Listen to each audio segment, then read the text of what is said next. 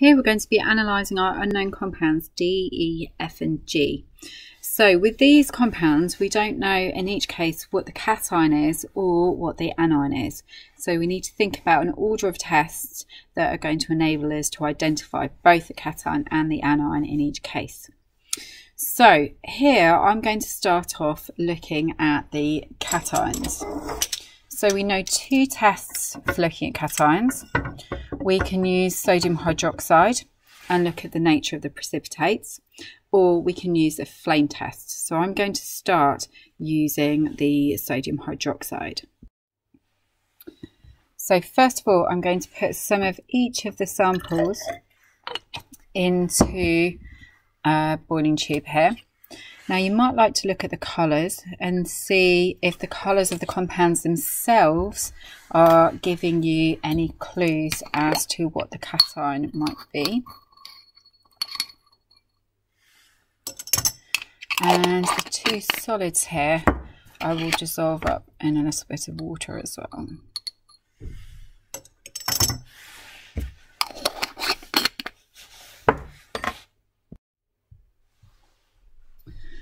So we can now take our sodium hydroxide and put a few drops in to start with.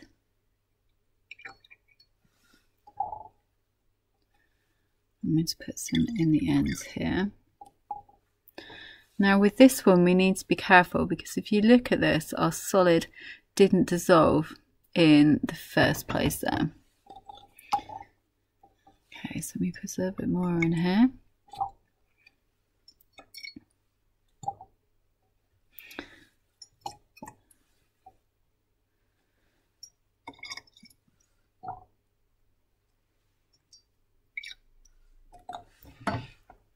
Okay, so we can make our observations, and then I'm going to add excess. So if we remember, with our white precipitate there are two ions that are possible, and then if we add excess sodium hydroxide, it helps us distinguish. So actually let me top up right to the top there, put a bit more in there just to make sure we're convinced. And with this one, I now need to give it a good stir as well.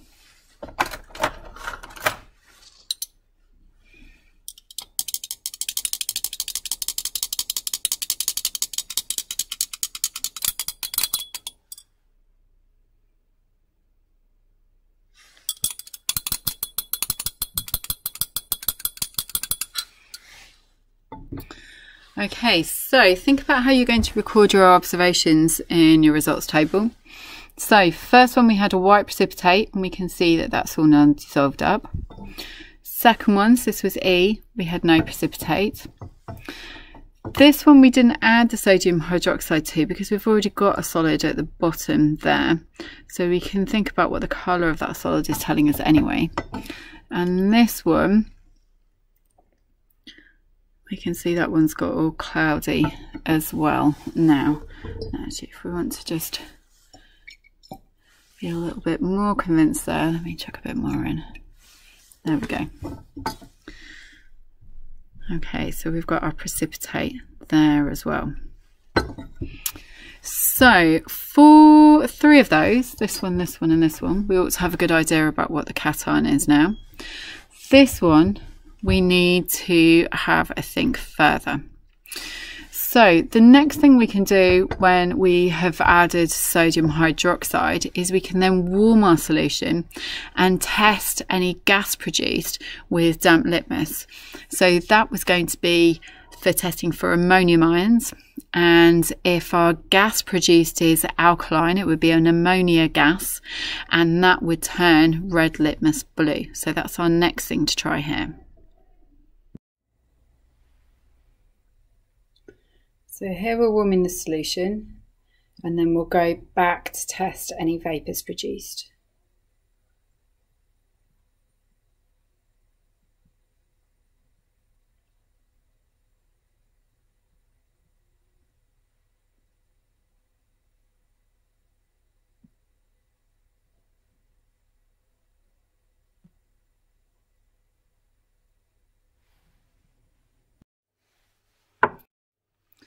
popping my damp pink litmus then into the top of the tube here.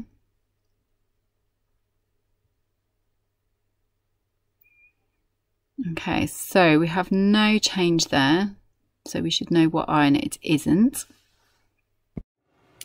So back to the Bunsen burner then, and our final test that we can do is then a flame test. So I've got my flame test rod here, I've wet the end of it, and then I've dipped that into the sample, and then we'll touch that into the flame, and we need to look carefully at the immediate colour that we produce here.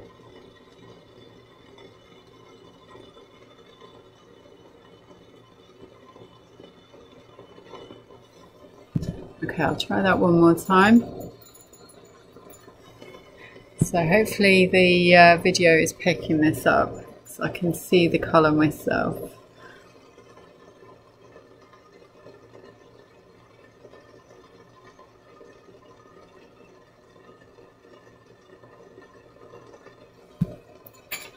Okay.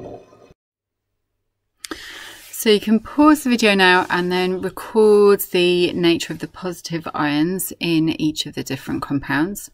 And then we're going to go through with fresh samples and have a look at the negative ions, the anions. So now we're going to test for our anions. So first one to test for is the carbonate ion. So we're going to put fresh samples in each of these.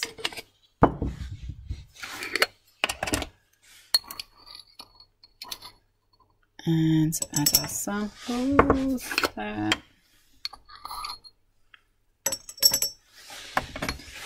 Okay, and then we can put nitric acid in, and you might think what we're going to observe if we've got a carbonate ion.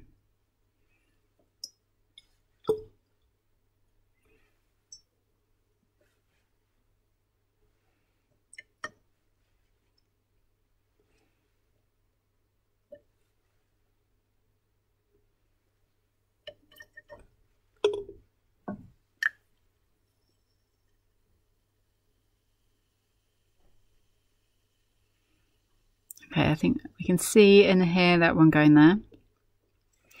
So we should be able to conclude what anion we've got in that one. There, and no change in any of the others. So because we've used nitric acid there, we can go straight on now to test for our halide ions by adding silver nitrate. Okay, so to the ones that we don't know, we'll add this straight away.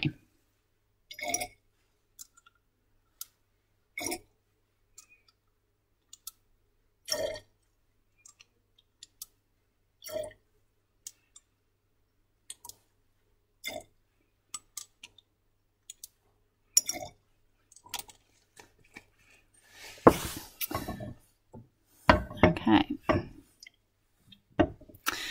So we can write our observations down now. Think carefully, particularly this one. Remember what colour our solution was beforehand, and have a think about whether you can make a definite decision about both of our anions here. Now, the final thing that we haven't yet tested for then is the sulfate ions. So we've identified the presence of our anions in these three. In D, we haven't yet made a decision about this one. So we'll start from a fresh sample of D. Let me get the right stuff. And the test for the sulfate ions is to add barium chloride. There we go. So that has given us a positive result there for sulfate ions. So make sure your results table has everything in the right places. So think about what we were identifying at each stage. If there was no observable change, you can write down no change. And if there was a positive result, state what your observation is, and then you can think about what that's going to be telling you. Now, with the E and G with our halide ion test, because it's hard to tell exactly which anions we've got here from the colours. This one masked by the orange solution, and this one, do we think it's cream or do we think it's yellow? Doesn't look particularly white. It's a good idea then to do an extra test. So if we pop fresh solutions of those, so that was a fresh solution of E, let me get a clean test tube, and a fresh solution of G, what we can do is a different test, an extra test. And the test we're going to use is the displacement reaction with chlorine water. So we know that both of these contain a halide ion, and we're going to use our chlorine water to help us work out which. Now, when chlorine water reacts with halide ions lower down group 7, it will displace them, forming those halogens. And if we get those halogens to dissolve in an organic solvent, the colour of the organic solvent is characteristic of the particular halogens. They dissolve, forming particular colours. Okay. So we need to give these a really good shake so that the halogen molecule present becomes extracted into the upper layer, and we'll have a look what colour that is. So remember, we had a halide ion in the first place and we added chlorine, and we're going to look and use the colour of the upper layer to tell us which halogen molecule is now present. So if we have a look here, oops, can we see the upper layer there is a really deep pink. Now, when iodine dissolves in an organic solvent, it forms a pink solution like that. So that tells us we formed iodine, therefore we must have had iodide ions present in the first place. With this one here, again, we give it a really good old shake.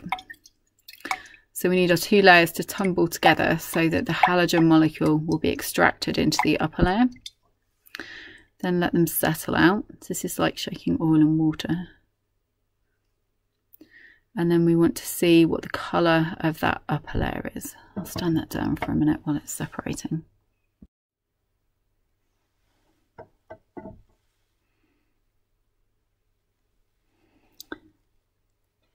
Now, the upper layer here is very, very pale yellow, and that is indicative of having chlorine present. Okay, so the chlorine we put in the first place, so that suggests that no reaction took place. So our halide ions would have been chloride ions in the first place. So chloride ions with chlorine doesn't react to produce anything. So the chlorine we put in has just gone into the upper layer there. Had we had bromide ions, we'd have had a reaction to produce bromine, and our upper layer would be distinctly orange. Okay, so I'll just give you one last look at these two together. So an upper layer of pink for iodine and an upper layer of very pale yellow for chlorine. Okay, so ensure all your results table is completed, and then write down the formulae of the compounds D, E, F and G.